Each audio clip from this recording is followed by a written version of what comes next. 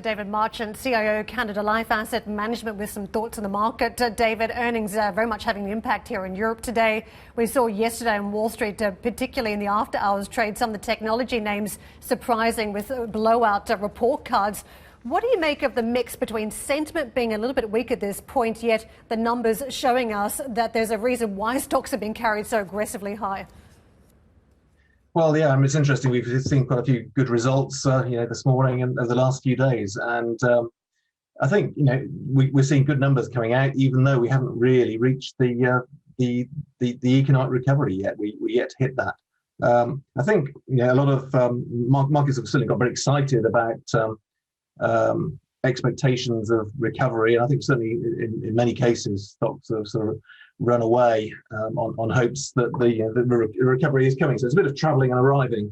I think it's certainly going to be good. I think typically in periods of recovery, you do get an underestimation of the impact that it has on corporate earnings. And the last year we've seen companies retrench, they've cut costs. So when sales do start to rise, you do get the operational gearing coming through and some very good numbers. And certainly, I for one, I think economists are probably underestimating the scale of the recovery in GDP we can expect in the UK in particular, also probably in Europe and the US. And I think there is an upgrade to forecast coming, but as you've indicated, how that translates into markets is less certain, because historically, good economic performance doesn't always translate into good stock market performance, and certainly we've seen. You look at the graph of the S&P stock market over the last 12 months, and you think well, pandemic, what pandemic? It's been a phenomenal performer. So there's a lot of good news baked into prices, and we're seeing lots of signs of excess emerging. So good results. I think those are set to continue, but how that manifests itself in share price performance, I think it could be a little bit more muted.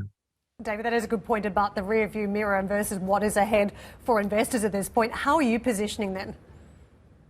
Well, I think equities, I think we're still sort of moderately constructive towards equities. And if you look at the world index, I think it's around about half the MSCI world index is in bear market territory, about 20% off its high. So there's still areas of value out there. But I'd point you to areas of excess. And we've witnessed huge monetary expansion over the last 12 months. Central banks, quite rightly, engaging in QE, pushing money into the system, keeping interest rates low, supporting the economy.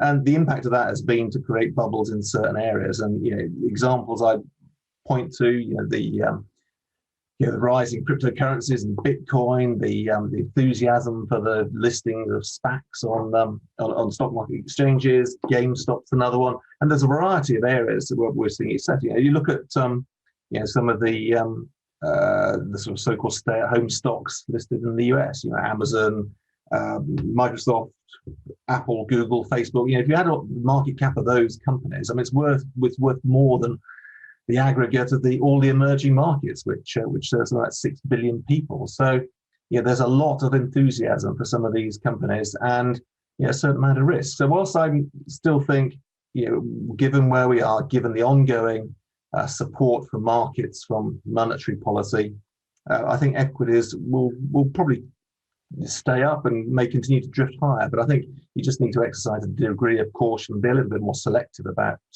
where you're putting money.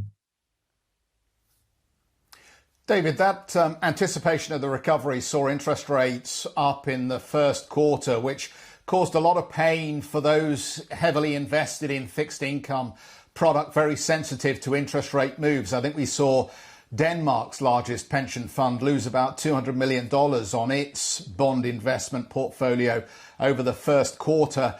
How do you negotiate that? How do you reposition to anticipate the prospect of tightening rates?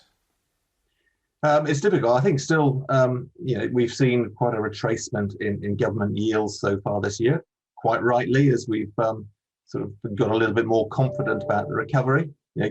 Government bonds are there to provide a bit of protection in portfolios. There are still risks out there. I've mentioned the QE. Well, let's think about some of the risks to markets. Well, the economies could falter. There's the potential for further variance. The recovery might not take hold. So we do need to, the bonds do have a place in portfolios to provide us a bit of stability. But I think, there's a lot of risk. The yields are still low despite the increase we've seen this year. In Europe, we've got negative yields on 10-year government bonds for Germany.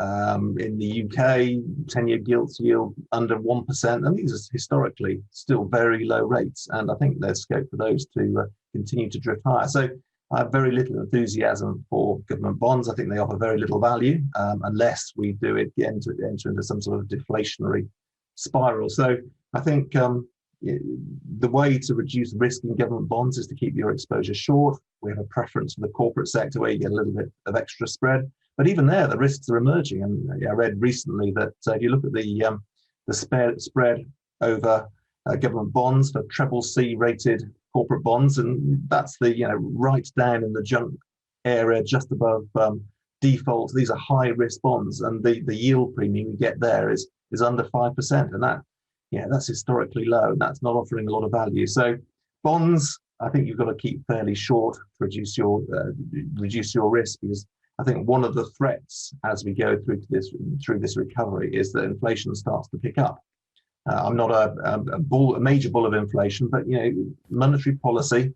You read the economic textbooks; they tell you that the lags on prices from boost to money supply are very long and unpredictable, and central banks historically have had a tough job managing that relationship. So I think there is a threat there if they don't get budget deficits and QE back under control. I think there is a threat to inflation. Right. Not in the short term, but I think it's as excess capacity gets unwound, I think there is a threat. So again, that's a negative for the bond markets. David, thank you very much for joining us today. David Marchant, CIO, Canada Life Asset Management.